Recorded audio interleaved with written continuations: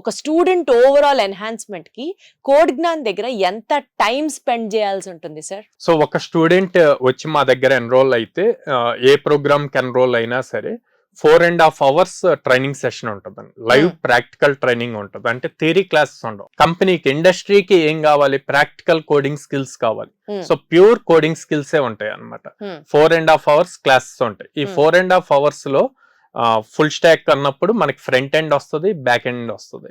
So 1.5 hour front end ఉంటుంది, 1.5 hour back end ఉంటుంది.